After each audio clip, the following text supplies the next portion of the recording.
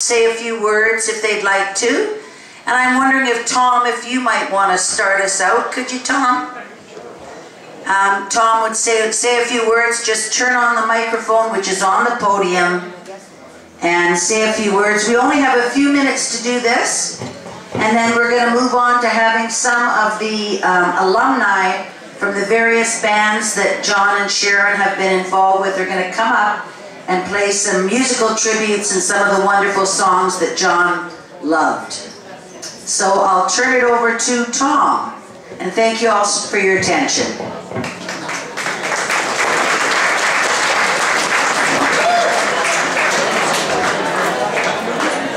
Hello. I have a few words in memory of my dear friend John Fisher.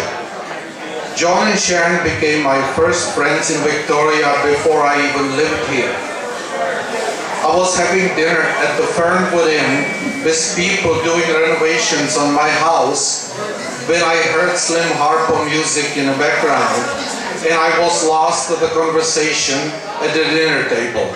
After my dinner companions left, I followed the music back to the back room where the Elmores were playing and sat and listened to the rest of the gig.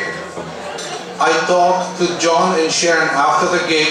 They gave me their address around the corner and invited me to visit when I told them I just bought a house on Ladysmith Street. That was 2006 or 7, and they could not get rid of me since. John and Sharon became one of my best and dearest friends here in Victoria.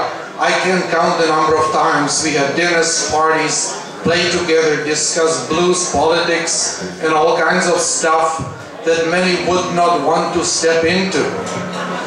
And I always remember how helpful they both were with the house, no matter what the problem was, flooding bathtub or help with a rental, even before I moved here.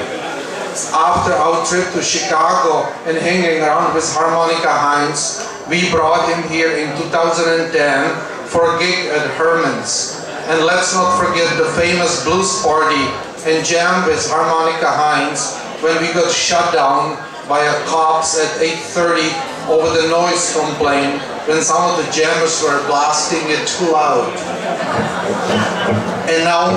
And how many times we played in our block party in June and shared birthday parties in July that turned out into blues jam sessions. John and Sharon always had time to play, have a drink, conversation about blues or even politics.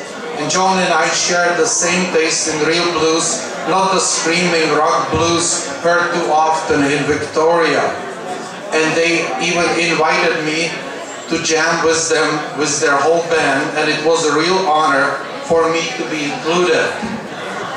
And I always remember the great times at Herman's listening to John's band, his friendly and warm greetings me from the stage when I walked in late, and his friendly interactions with the audience. I always loved John's selection of music and the way the band played. It was blues with a feeling.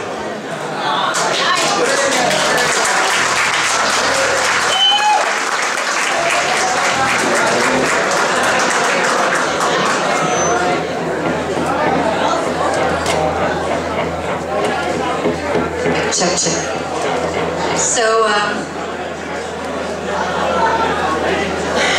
this is George, and George came to our workshop called Crossroads for 30 years.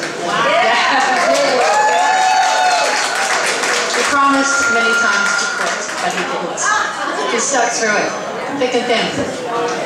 Yeah, George and I grew up together. We met at Glendale in the 70s, and then when we started Crossroads, George came to Crossroads from the very beginning. Do you remember that?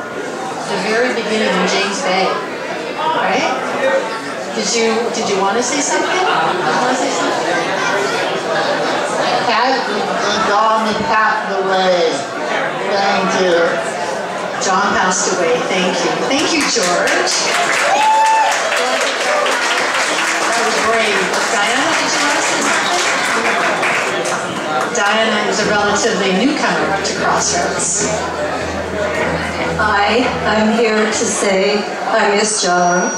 I remember when he played Santa Claus, and he always came to pick up coffee from me. Don't know why, but he was a lot of fun and a great handshaker, real hard handshaker.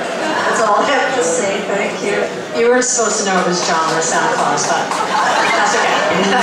Now the word is out.